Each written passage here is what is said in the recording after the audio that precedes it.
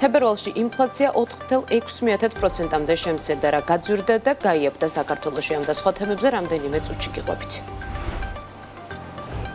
ირანში მიმდინარე პროცესებს საქართველოს ეკონომიკაზე მინიმალური გავლენა ექნება. გალტენ ტაგარტი ახლო აღმოსავლეთის ქვეყნებში მიმდინარე პროცესების საქართველოს ეკონომიკაზე გავლენას აფასებს. რეგიონში განვითარებული მოვლენების ფონზე ძალიან მნიშვნელოვანია სომხეთთან თანამშრომლობის კიდევ უფრო მეტად გაღრმავება. ამის შესახებ კობახიძე სომხეთის პრემიერ-მინისტრთან ერთად გამართულ ბრიფინგზე განაცხადა. სატრანსპორტო დერეფნის კვლევის ცენტრის შეფასებით ახლო აღმოსავლეთში მიმდინარე საომარი მოქმედებები შუა დერეფანს და საქართველოს დამატებით სტრატეგიულ მნიშვნელობას ანიჭებს. საქართველოს ეროვნულ ბანკში აცხადებენ, რომ თუ იმედის ბანკის შექმნაზე სრულყოფილი წერილობითი მომართვა შევა, განაცხადს კანონით დადგენილ ვადებში განიხილავენ. მოგესალმებით, ეს საქმის კურსია დღის მთავარ ბიზნეს და ეკონომიკურ ამბებს მე ჟურნალისტი ანუკა ჯოხაძე გაგაცნობ. 2026 წლის თებერვალში საქართველოში ინფლაცია 4.6%-მდე შემცირდა. ამის შესახებ საქსტატის მიერ გამოქვეყნებულ ანგარიშში არის აღნიშნული. წინა თვესთან შედარებით წლიური ინფლაცია 0.2% პუნქტით შემცირდა. საქსტატის თანახმად ფასების ზრდის მთავარი მდგენელი კვლავ სურსათის ფასის ზრდაა, სადაც ფასები წლიურად 9.9% არის გაზრდილი, რაც წლიურ ინფლაციაზე 3.2% პუნქტით აისახა. დისტრიბუტორთა ბიზნეს ასოციაციაში აცხადებენ, რომ ამ ეტაპზე ინფლაციის სტაბილურ ნიშნულზე შენარჩუნების მოლოდინია, თუმცა იმ შემთხვევაში თუ ახლო აღმოსავლეთში შექმნილი ვითარების ფონზე ნავთობის ფასის ზრდა გაგრძელდება, ხოლო ლოჯისტიკა გაძვირდება, ეს საქართველოში იმპორტირებული პროდუქციის ფასებზეც აისახება და ინფლაციას დააჩქარებს. თუ გაიზარდა საწვავის ფასი, გაიზარდა საერთაშორისო გადაზიდვა, ეს პროპორციულად ისახება საბოლოოდ პროდუქციის ფასში, უნდა თუ არ უნდა ამა თუ იმ ბიზნეს სუბიექტს, იმიტომ რომ ფიზიკურად შეუძლებელი იქნება ფასის ცვლილების გარეშე განაგრძოს ოპერირება. თუ ამ ეტაპზე ამის ნიშნები როგორც ესეთი არ არსებობს, მაგრამ თუ ეს ხანგრძლივი პერიოდი გაგრძელდა ის მოცემულობას გვაქვს, მაგ შემთხვევაში უკვე საბოლოოდ მოახდინს, რა თქმა უნდა. ჩვენ ვხედავთ, რომ საკმაოდ რთული ვითარებაა შექმნილი ჩვენს გარშემო და მით უმეტეს ამ ფონზე ძალიან მნიშვნელოვანია ჩვენს ქვეყნებს შორის თანამშრომლობის კიდევ უფრო მეტად გაღრმავება. ამის შესახებ ოსნების მთავრობაში პრემიერმა ირაკლი კობახიძემ სომხეთის პრემიერ-მინისტრ ნიკოლ ფაშინიანთან ერთად გამართულ ბრიფინგზე განაცხადა. მისივე თქმით, ორ ქვეყანას შორის ეკონომიკური თანამშრომლობის მთავრობათა შორის კომისიის მე-15 ხტომის ფარგლებში გაიმართა დისკუსია ორმხრივი დღის წესრიგის სხვადასხვა საკითხზე, შეხვედრაზე ყურადღება დაეთმო როგორც პოლიტიკურ და ეკონომიკურ თანამშრომლობას, ისე განათლების, კულტურისა და სპორტის მიმართულებებს. კობახიძის განცხადებით, საქართველოს სომხეთს შორის მაღალი დონის სავაჭრო ეკონომიკური ურთიერთობები არსებობს და ამ კუთხით სომხეთი საქართველოს პარტნიორების ათეულშია.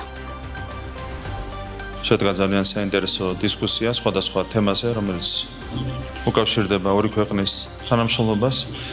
შევხედავთ, რომ არის საკმაოდ რთული ვითარება შექმნილი ჩვენს გარშემო და მით უმეტეს ამ ფონზე ძალიან მნიშვნელოვანია ჩვენ ქვეყნებს შორის თანამშრომლობის კიდევ უფრო მეტად გაღრმავება შევხედოთ როგორც პოლიტიკურ თანამშრომლობას, ისე ეკონომიკურ თანამშრომლობას განათლების, კულტურის, სპორტის სფეროში და კიდევ ერთხელ ხაზს გავუსვა იმას, რომ მიუხედავად თანამშრომლობის ძალიან მაღალი დონისა, ყველა მიმართულებით არსებობს ამ თანამშრომლობის განვითარების შემდგომი პოტენციალი. მოხარული ვარ და ამას ხაზი გავუსვით დღეს მთავრობათა შორის კომისიაზე, რომ ხელი მოეწერა ისტორიულ სამშვიდობო შეთანხმებას სომხეთსა და აზერბაიჯანს შორის.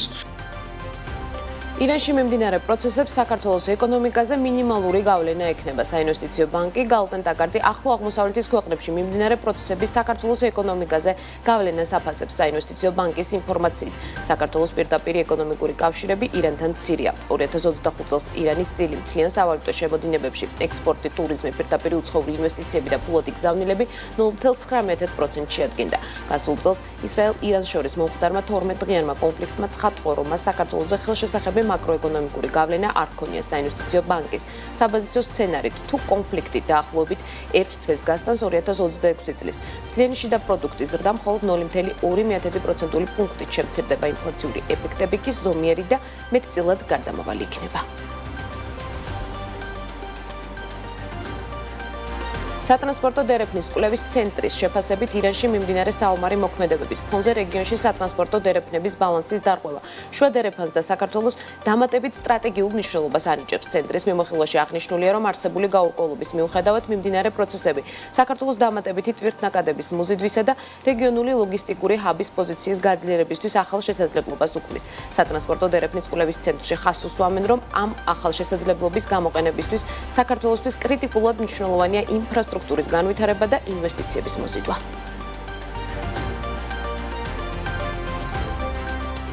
2025 წელს საქართველოს ნავსადგურების დატვირთვა გაიზარდა. გასულ წელს ჯამში საქართველოს პორტებმა 16.627.000 ტონა ტვირთი გადაამუშავეს, რაც 2024 წლის მაჩვენებელზე 6.8%-ით მეტია.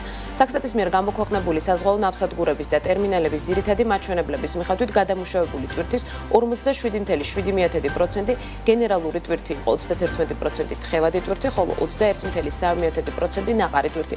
ოფიციალური სტატისტიკის მიხედვით 2025 წელს პორტებში 1789 გემი შემოვიდა. მაშინ, როდესაც 2024 წელს 1683 გემი იყო შემოსული. 2025 წელს შემოსული გემებიდან 50.9% იყო გენერალური ტვირთის გადამზიდი, 23.6% თხევადი ტვირთმზიდი, 15.9% კონტეინერ მზიდი იყო, ხოლო დანარჩენი 10% ნაყარ ტვირთმზიდზე, ბუქსირებზე და სპეციალიზებულ გემებზე განაწილდა. ნავსადგურებში და ტერმინალებში შემოსული გემების 17.6% ბანამის დროშის ქვეშ და ცურავ და 15.3% თურქეთის, თითქმის 10% მალტის, თითქმის 9% ლიბერიის, დანარჩენი თითქმის 50% კი სხვადასხვა ქვეყნებზე არის გადანაწილებული.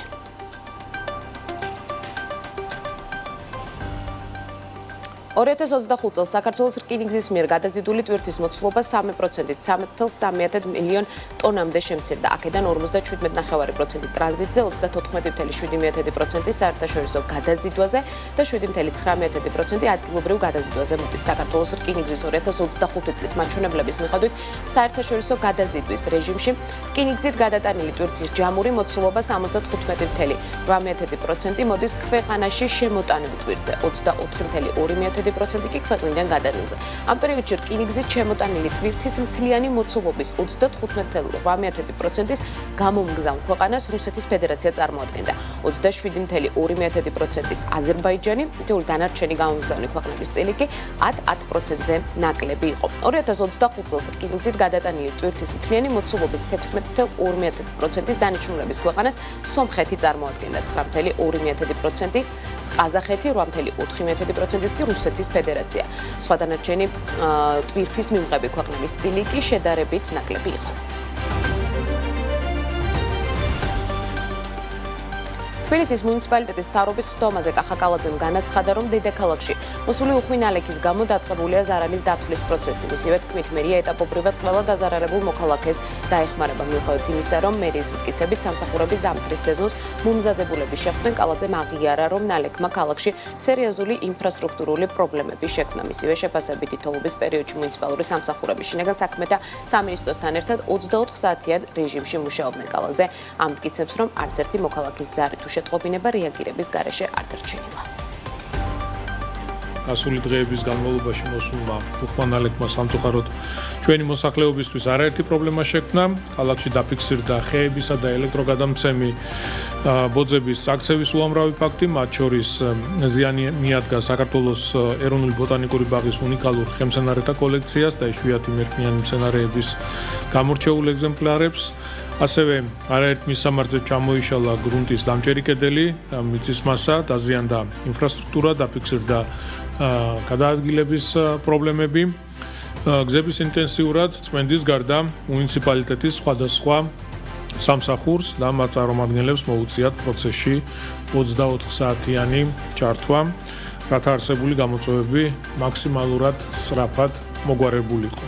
მიმდინარეობს ზარალის დათვლის პროცესი და ეტაპობრივად ყველა დაზარალებულს მივხედავთ, დავეხმარებით და გვერდით დაუდგებით.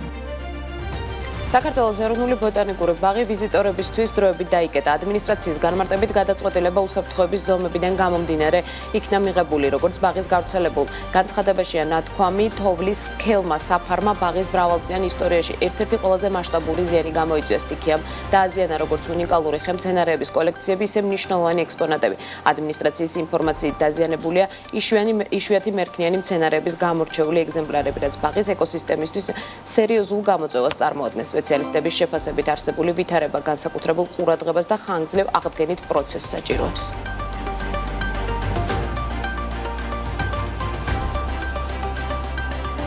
საქმის კურსი 13 საათზე და 40 წუთზე ამით დასრულებულია. განახლებული ინფორმაციით BMG TV-ზე 15 საათზე და 30 წუთზე, TV პირველზე კი 17 საათზე და 30 წუთზე დაგიბრუნდებით.